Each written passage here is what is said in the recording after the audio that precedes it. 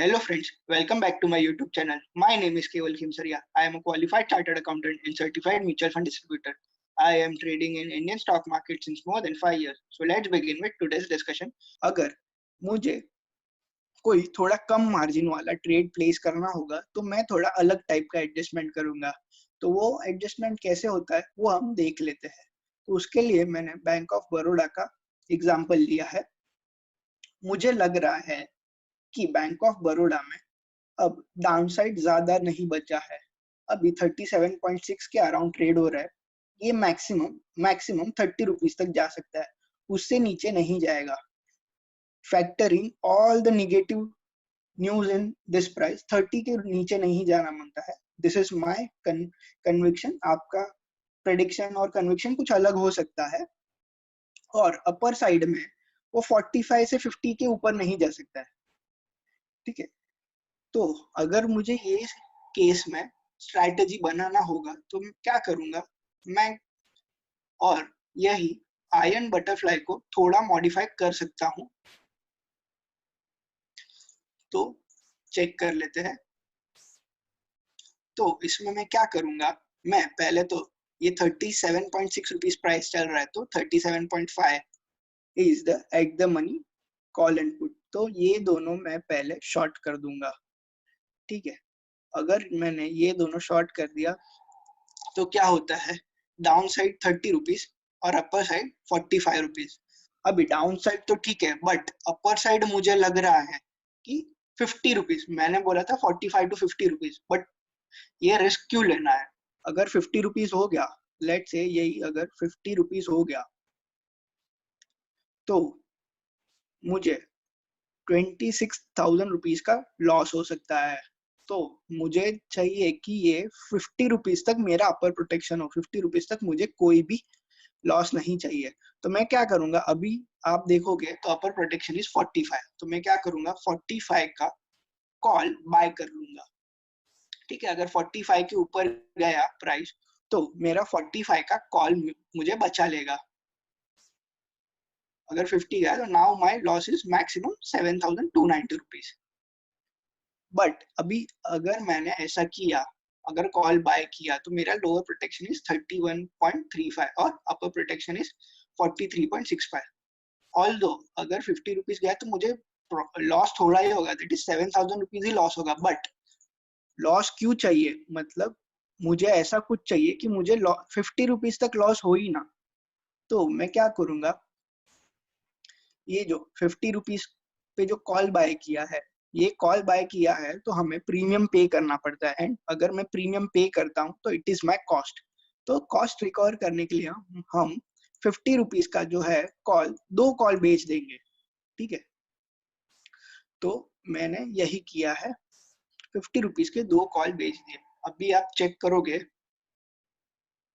तो क्या होगा, लोअर प्रोटेक्शन इज 29.71, मुझे 30 रुपीज तक का चाहिए था और अपर protection is 50 rupees.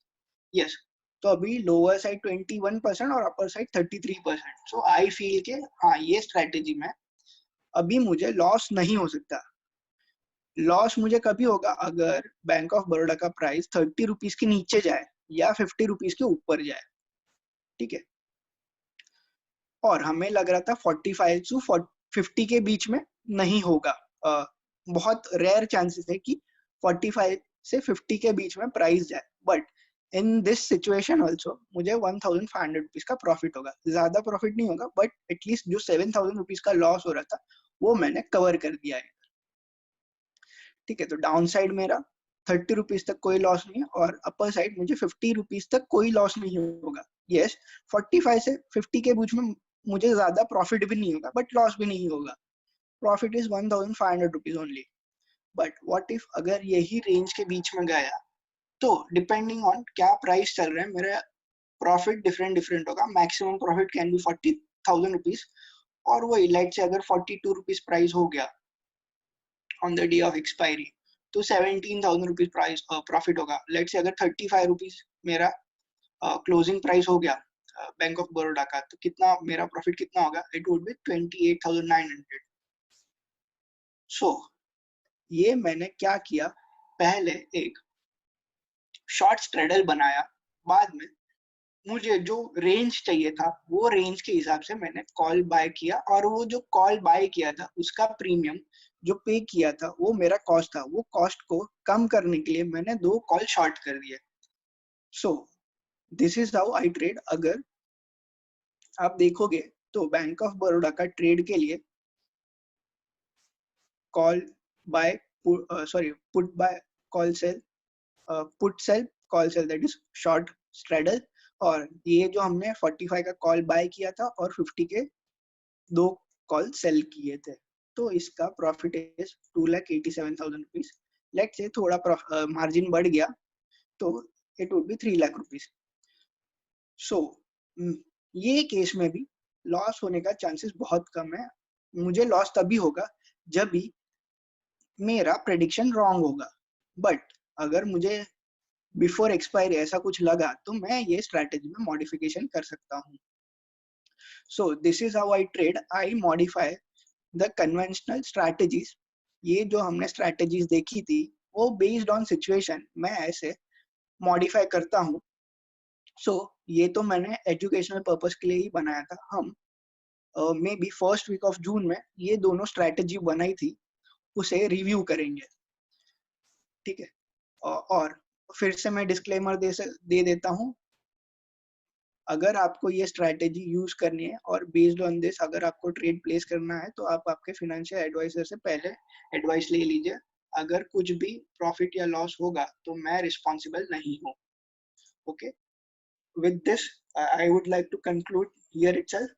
If you have any queries or doubts, you can comment down below. Thank you for watching this video. Please like, share, subscribe and press on bell icon for future updates.